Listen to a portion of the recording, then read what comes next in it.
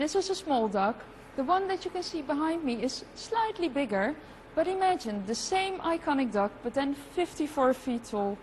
I'm of course talking about the giant inflatable duck that visited Hong Kong for a month. I'm about to meet the maker of the project, a Dutch artist who has a studio here in Rotterdam. Giant rubber duck is well known worldwide, but it seems only a few know the artist who created. Well, I think everybody can recognize such a duck. I also have such ducks at home, and my kids play with it in the bath. So I think everybody recognizes it, and that makes it very acceptable and funny, and everybody laughs at it. Dutch artist Florenti Hoffman has a big studio near the harbour in Rotterdam. But many passers-by are not aware of what is going on behind the doors. And the person CNC spoke to sure knows to explain why the rubber duck project is so successful worldwide. Well, the rubber duck actually connects people in the world by, floating on the waters of the world. So the waters on the world actually are our global bathtub, or is our global bathtub. And while most of the people seems to know the artist mostly from this project, Florenti has created many other artworks in many places of the world.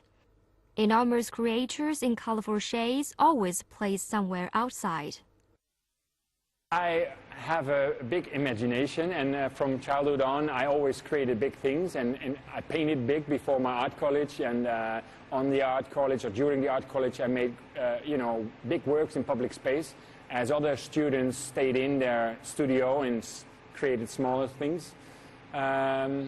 I bought a map of the world in those days, and I stickered many homemade, self-made small rubber ducks all on this map of the world. So I already had the idea it had to go everywhere.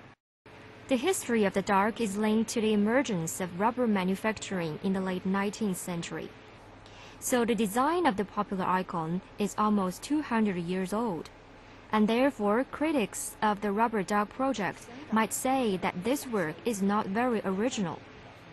People have been making pyramids for ages, or big sculptures. That's not new, but what I do is showing people daily life objects, in a strange or a different situation, so it, changes perspectives on them, but also on the site. And I think that's what my work is about. I want people, to look and observe again, because we tend to forget to, really observe daily again, because we rush to place A to B to C, and we eat, we drink, we work, and we get up, and and I like to pace them down and let them observe again and have some fresh input. Almost every artwork Hoffman creates is surprised. The rubber duck, for example, is 26 meters high and weighs 600 kilos. There's a reason why Florenti chooses to work in large-scale formats. The good thing about scaling up works like I do is that we all get smaller. The world gets smaller, but we all get smaller. So it doesn't matter if you're 160 or 190. Your ego is gone, if you are in the surrounding of my projects. And that makes you free again, free to observe and think and wonder about life and about things. Normally, the Dutch artist only makes site-specific works, which he never repeats somewhere else. The rubber duck project turns out to be the expectation to this rule. It has been running for more than 12 years now. As a yellow catalyst, it shows something else on the site, on the location where it is.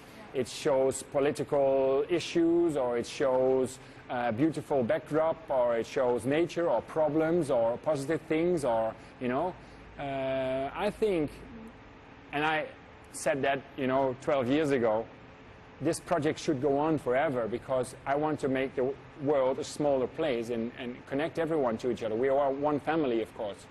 Yeah. And as long as the world, needs this, it'll continue. Since 2007, the bigger brother of this adorable duck has graced the waters of several cities around the world, including Sydney, Osaka, Japan, France, Sao Paulo, Brazil, and Amsterdam. Its next stop is Pittsburgh.